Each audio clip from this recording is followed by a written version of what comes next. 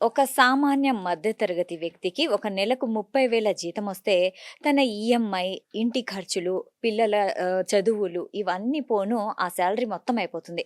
అయితే ఈ 30,000 ఖర్చుతోనే మనము సేవింగ్స్ ఎలా చేసుకోవాలి? అసలు దీంతో మనము ఎలా ప్లాన్ చేసుకోవాలి అనే విషయం గురించి ఈరోజు మనం మాట్లాడదాము. ఈరోజు మనతో పాటు ఉన్నారు ప్రముఖ స్టాక్ అనలిస్ట్ సుందర్ రామరెడ్డి గారు. నమస్తే సార్. నమస్తే.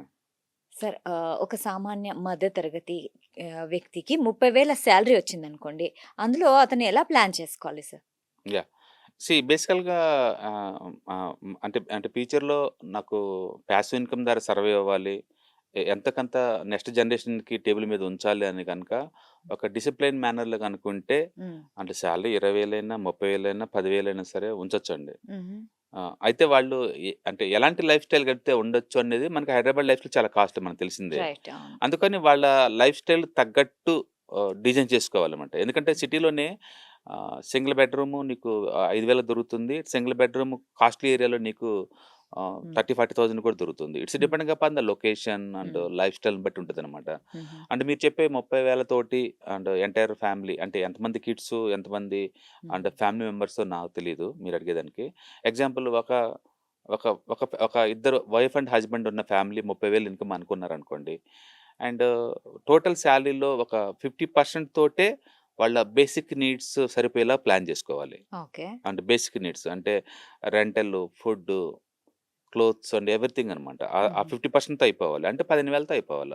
హుహు. అండ్ అందులో మళ్ళీ ఒక 20% వరకు కావాలంటే ఔటింగ్‌కి ఎప్పుడన్నా బయటికి పోవటానికి, సినిమాలకి వాటికి పెట్టుకోవచ్చు.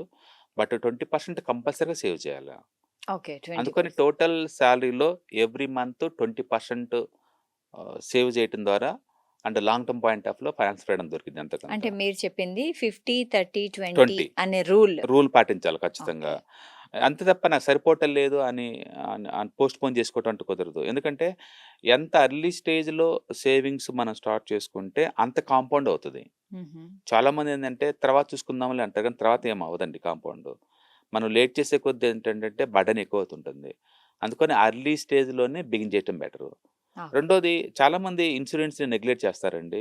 అది తర్వాత చూసుకోవచ్చులే సేవింగ్స్ బిగిన్ చేద్దాం అనుకుంటారు. అవును.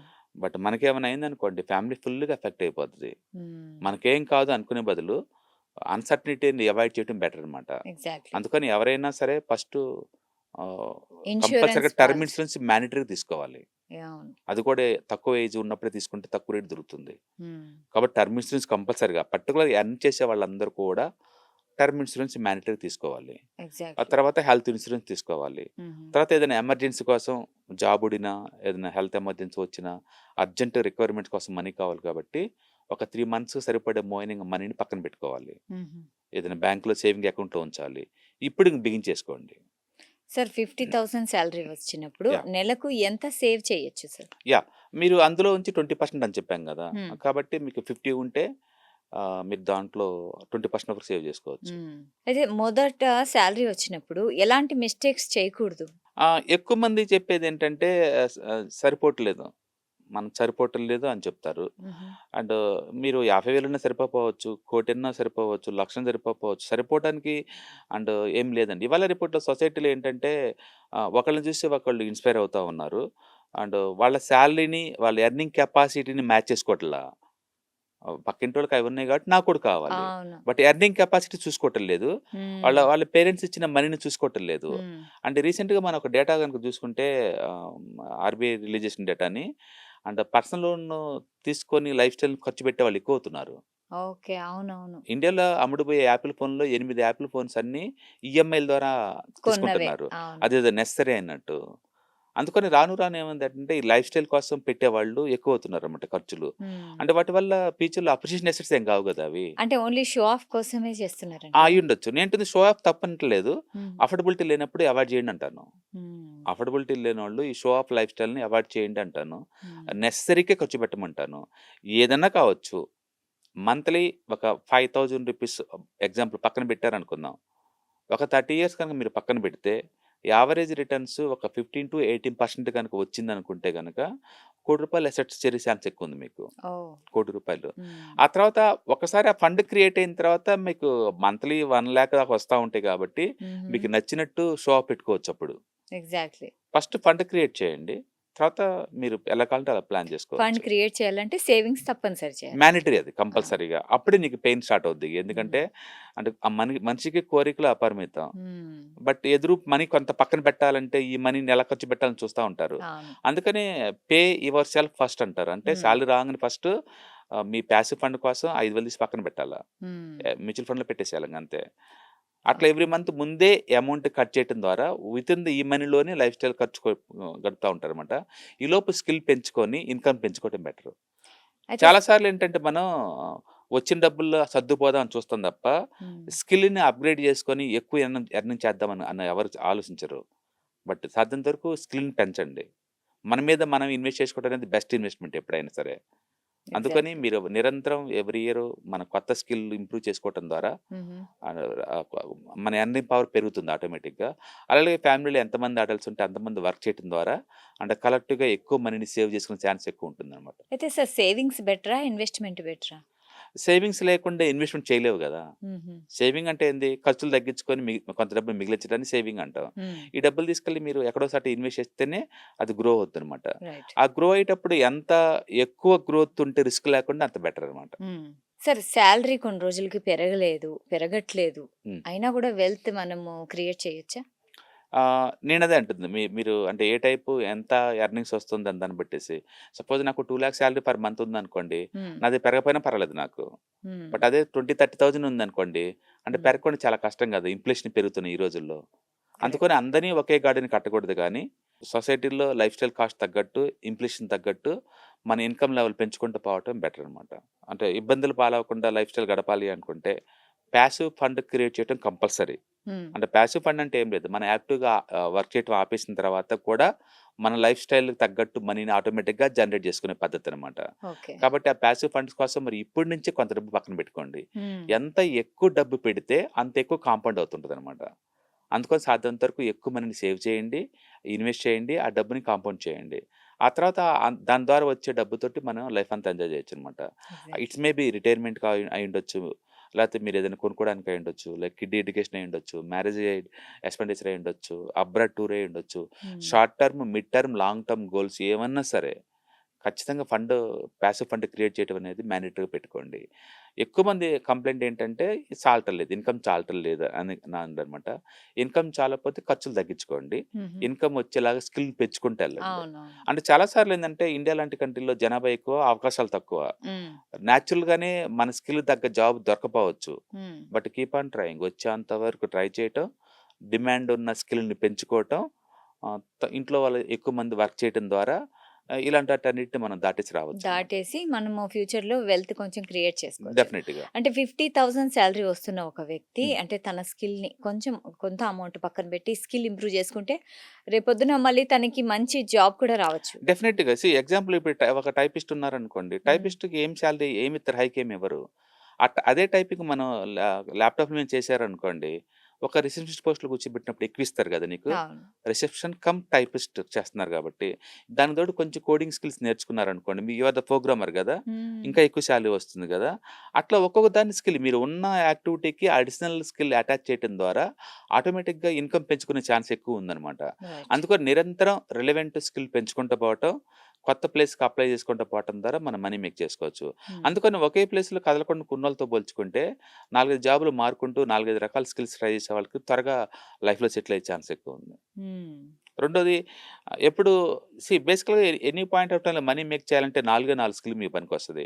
ఒకటి లేబర్ అంటాం. లేబర్ అంటే ఎంత ఎక్కువ వర్క్ చేస్తే అంత ఎక్కువ మనీ వస్తుంది నీకు. హ్మ్. బట్ అన్‌ఫార్చునేట్‌లీ లేబర్ అనేది చాలా తక్కువ టైమే. అంటే 60 దాకా తర్వాత నీకు ఎవరు జాబ్ ఇవ్వరు.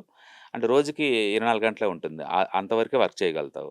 కాబట్టి లిమిటెడ్ అమౌంటే వస్తది దానికి. రెండోది క్యాపిటల్ చేత వర్క్ చేయించుకోవటం. మీ దగ్గర డబ్బుందనుకోండి, ఆ డబ్బు చేత వర్క్ చేయించుకోవటం. నా దగ్గర ఒక 2,00,00,000 ఉన్నాయనుకోండి, నేను రూ. 1 ఇంట్రెస్ట్‌కి ఇస్తే నాకు నెలకు 2,00,000 వస్తూనే ఉంటాయి వర్క్ చేయకుండంగా. అంటే హ్మ్. నాకు క్యాపిటల్ వర్క్ చేస్తుంది. క్యాపిటల్ చేత వర్క్ చేయించుకోవటం రెండో పద్ధతి. రైట్. And right. మూడోది ఆర్బిట్రేషన్ అంటారు. ఆర్బిట్రేషన్ అంటే తక్కువ రేట్ దగ్గరున్న వస్తువులు కొనేసి, ఎక్కువ రేట్ దగ్గరున్న వస్తువుల దగ్గర అమ్మటం. ఓకే. అంటే తక్కువ రేట్ దగ్గర ఉన్న చోట కొనేసి, డిమాండ్ ఉన్న చోట ఎక్కువ రేట్‌కి అమ్మటాన్ని ఆర్బిట్రేషన్ అంటారు. ఎక్కువ సార్లు ఈ షాపులు చేసే పని అదే. వాళ్ళేందంటే హోల్‌సేల్ తక్కువ రేటుకి కొనుక్కొస్తారు. అవునవును. సొసైటీలో ఎక్కువ రేటుకి అమ్ముతా ఎక్కువ ఉంటారు. ఎక్కువ రేట్‌కమ్ముతారు. రేటుకి సో, అమ్ముతా ఉంటారు. దాంట్లో వచ్చిన లాభం వాళ్ళు తీసుకుంటారు. ఉంచుకుంటారు. దాన్ని హ్మ్. ఆర్బిట్రేషన్ అంటారు.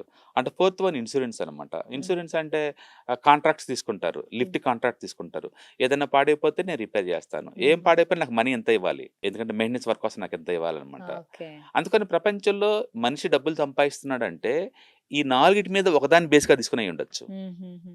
అటు ఇన్స్యూరెన్స్ బిజినెస్, లేపోతే ఆర్బిట్రేషన్ బిజినెస్, లేదా క్యాపిటల్ తోటి వర్క్ చేయించుకోవటం, లేదా లేబర్ అంటే హార్డ్ వర్క్ చేసి సంపాదించుకోవటం. హుహు. మీకు ఎన్ని రకాల సోర్సెస్ ఉంటే ఇన్‌కమ్ సోర్స్ అంత బెటర్ అనమాట. ఓహ్! ఒక్క దాని మీద డిపెండ్ అయ్యారంటే దరిద్రానికి బాగా దగ్గరగా ఉన్నట్టు లెక్క. ఓకే. అందుకని మీరు మినిమమ్ 2 ఎర్నింగ్స్ 2 సోర్సులను మనం ఇన్‌కమ్ సోర్స్ ఖచ్చితంగా ఉండేలా చూసుకుంటే మనకి యాక్టివిటీ ఎక్కువ ఉంటదనమాట. వీటన్నిటికన్నా బెస్ట్ ఏందంటే మీ దగ్గర క్యాపిటల్ గనుక ఉంటే హ్మ్. దాని చేత వర్క్ చేయించుకోవటం బెటర్. బెటర్. బెటర్.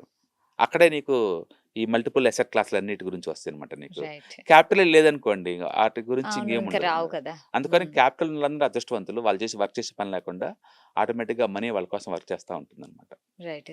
కాబట్టి మచ్. వరల్డ్‌లో మీరు ఎలాంటి ప్రొఫెషన్ చేస్తున్నా సరే, హ్మ్. ఆ ప్రొఫెషన్ బ్రీఫ్‌గా ఈ నాలుగిట్లో ఏదో దాని కేటగరీ కింద వస్తది. హ్మ్. సార్ ఇంతవరకు మీరు అంటే హస్బెండ్, వైఫ్ ఉన్న వాళ్ళ ఖర్చులు చెప్పారు. కానీ 50,000 ఒక వ్యక్తికొస్తుంటే వాళ్ళకి ఇద్దరు పిల్లలుంటే వాళ్ళెలా ప్లాన్ చేసుకోవాలి? ఎవరికన్నా గానండి మనకొచ్చే టోటల్ ఇన్‌కమ్ ఎంతొస్తుందనేది, టోటల్ ఎక్స్‌పెండిచర్ ఎంత పోతుందనేది, నెట్ ఈజ్ ఈక్వల్ టు మిగులుతుందా లేదా అనేది. హ్మ్. సపోజ్ ఇప్పుడు మనం 3 రకాల లైఫ్ స్టైల్ చూసామనుకోండి. రూరల్ లైఫ్ స్టైల్ అండ్ ఒక మాదిరి సిటీలో లైఫ్ స్టైల్, హైదరాబాద్ లాంటిలో మెట్రోపాలిటన్ లైఫ్ స్టైల్. ఈ మూడిట్లోగా మనం చూసుకున్నామనుకోండి. ఇక్కడ రెంటల్లే నీకు సింగిల్ బెడ్‌రూమే నీకు 10,000-15,000 దాకా ఉంటుంది. అవును. అదే రూరల్ ఇండియాకెళ్ళిపోతే నీకు 2,000కే వస్తుంది గదా! అంటే హ్మ్. ఇక్కడున్న ఖర్చులు, అక్కడున్న ఖర్చులు ఒకటి కాదు కదా! కాదు. రెండోది ఎడ్యుకేషన్ చూసుకుందనుకోండి. హైదరాబాద్‌లో ఐబీ స్కూల్స్ అనుకోండి, ఇంటర్నేషనల్ హ్మ్. స్కూల్స్ అనుకోండి. నీకు 20,00,000, 30,00,000 అవుద్ది పర్ యానమ్. అవును. అదే పల్లెటూరులో గవర్నమెంట్ స్కూల్ చూసుకుంటే టోటల్లీ ఫ్రీ గదా! హ్మ్. కాబట్టి మనకి బోలెడన్ని చాయిస్‌లున్నాయి అంటే లైఫ్‌లో పల్లెటూర్లోకెళ్తే ఖర్చులు తగ్గొచ్చంటారు. అని అంటుందది. అందుకని డబ్బులు మిగలటలేదు అని కంప్లెయింట్ చేసే బదులు, హ్మ్. మీ లైఫ్ స్టైల్ చేంజ్ తగ్గట్టు చేసుకోవాలి. తక్కువ రేట్ దగ్గరున్న వాటి తగ్గట్టు మోడిఫై అవ్వండి అంటున్నాను. హుహుహు. ఇన్‌కమ్ అన్నా పెంచండి. ఇన్‌కమ్ పెంచలేనప్పుడు కంప్లెయింట్ చేసుకుంటూ కూర్చునే బదులు, ఇన్‌కమ్ వచ్చేలాగా స్కిల్ డెవలప్‌మెంట్ చేసుకోవటం ఒక పద్ధతి. లేదు అంటే ఆ లైఫ్ స్టైల్ తగ్గట్టు ఉండే ప్లేస్‌కి మూవ్ అవ్వటం అనేది రెండో పద్ధతి. రైట్. ఎందుకంటే మెట్రోపాలిటన్ సిటీ‌లోకి చాలా ఎక్స్‌పెండిచర్ చాలా ఉంటదిక్కడ. ఎక్కువ ఇక్కడ ఖర్చులుంటాయి. మ్యాచ్ అవ్వట్లేదనుకోండి మీ ఇన్‌కమ్‌కి, హ్మ్. బెటర్ ఏందంటే పక్కకి షిఫ్ట్ అవ్వండి. ఔట్‌సోర్స్ షిఫ్ట్ అవ్వండి. ఆటోమేటిక్‌గా తగ్గిపోద్ది కదా ఖర్చులు. హ్మ్. ఇంకా మ్యాచ్ అవ్వట్లేదనుకోండి, రూరల్ ఇండియాకి షిఫ్ట్ అవ్వండి. హుహుహు. సపోజ్ నేను వర్క్ ఫ్రమ్ హోమ్ చేస్తున్నాను. నెలకి 50,000 వస్తాయనుకోండి. సిటీలో ఉండాల్సిన అవసరం లేదు గదా! రూరల్ ఇండియాకి షిఫ్ట్ అవ్వచ్చు గదా! ఖర్చులు బోలెడన్ని మిగులుతాయి గదా! కరెక్ట్. అట్లా అట్లా ఎవరికి వాళ్ళే ప్లాన్ చేసుకోవాల. అందుకని ఎంతొస్తే సిటీలో బాగుంటదనే బదులు, మన లైఫ్ స్టైల్ ఏంటి? మనకి ఫైనాన్షియల్ ఫ్రీడమ్ కావాలా లేదా? ఉంటే ఎప్పటికల్లా కావాలి? ఎవ్రీ మంత్ మనం 20% సేవ్ చేస్తున్నాం లేదా? సేవ్ చేసే కెపాసిటీ లేనప్పుడు, ఖర్చులు తగ్గించుకోవటానికి ఛాన్స్ లేనప్పుడు, మీరు లైఫ్ స్టైల్ కాస్ట్ తక్కువ చోటకి మూవ్ అవ్వటం బెటర్ అనమాట. హ్మ్. అలా ఎవరికి వాళ్ళే ప్లాన్ చేసుకోవాల్సిన విషయం అది. కరెక్ట్. అందుకని ఫ్యామిలీ సైజ్ ఎంతనేది కాదు ఇక్కడ. Hmm. First of all adults అందరూ వర్క్ చేస్తున్నారా లేదా? టోటల్ ఇన్‌కమ్ ఎంతొస్తుంది? ఎంత సేవ్ అవుతుంది? ఎవరైనా సరే టోటల్ సాలరీలో 20% సేవ్ చేస్తున్నారు అంటే, you are doing best thing అని అర్థం. కరెక్ట్. అగ్రెసివ్‌గా ఉంటే మాత్రం ఎక్కువ మంది వర్క్ చేస్తుంటే ఎక్కువ ఇన్‌కమ్ క్రియేట్ అవుతా ఉంటది. తొందరగా సేవ్ అవ్వచ్చనమాట. సేవ్ అవ్వచ్చు. మొత్తానికైతే ఫస్ట్ 1 చాలా టఫ్, వెరీ ఛాలెంజింగ్. హుహు. బట్ ఒక్కసారి 1,00,00,000 పాసివ్ ఫండ్ మీ దగ్గర క్రియేట్ అయిందనుకోండి, హుహు. మీకు ఆటోమేటిక్‌గా 1,00,000 ఇన్‌కమ్ మీకు స్టార్ట్ అయినట్టే ఇంక. Work okay. చేసినా చేయకపోయినా. ఓకే. అంటే ఇప్పటివరకు అచ్చం లేబర్ మీద వర్క్ చేసినోళ్ళు, ఇక నుంచి లేబరు ప్లస్ మీ క్యాపిటల్ కూడా వర్క్ చేస్తుంది మీతో పాటు. హుహుహు. ఎప్పుడైతే క్యాపిటల్ చేత వర్క్ చేయించుకుంటున్నారో, అప్పుడు మనిషి మనిషిలాగా బతుకుతారు. ఎందుకంటే వాళ్ళకి ఎనఫ్ టైమ్ దొరుకుతుంది. అండ్ వర్క్ చేసినా చేయకపోయినా ఆ టెన్షన్స్ లేవు ఇంకా. అవును. అందుకని, ఎలాగో ఇన్‌కమ్ వస్తూనే అందుకని ఉంటుంది. సాధ్యంత వరకు హార్డ్ వర్క్ చేయండి. డబ్బులు మిగిలిచ్చండి. ఆ డబ్బుల్ని పాసివ్ ఇన్వెస్ట్‌మెంట్ కన్వర్ట్ చేయండి. పాసివ్ ఫండ్స్ క్రియేట్ అయిపోయిన తర్వాత మీకు ఫ్రీడమ్ దొరుకుతుంది. అప్పుడు ఎంజాయ్ చేయండి లైఫ్ స్టైల్. రైట్. అందుకని అంత ఎర్లీ స్టేజ్‌లో పాసివ్ ఇన్‌కమ్ క్రియేట్ చేస్తే మీకంత తొందరగా ఫైనాన్షియల్ ఫ్రీడమ్ దొరుకుతుంది. ఎగ్జాక్ట్‌లీ. చాలా అది బాగా చెప్పారు. ఏ టైప్ లైఫ్ స్టైల్ అయినా సరే. హ్మ్. సో, 50,000 సాలరీ వచ్చే ఒక వ్యక్తి ఎలా తన లైఫ్‌లో ఎక్స్‌పెండిచర్ అంతా ప్లాన్ చేసుకోవాలో చాలా బాగా ఎక్స్‌ప్లెయిన్ చేశారు. Thank you sir. Thank you.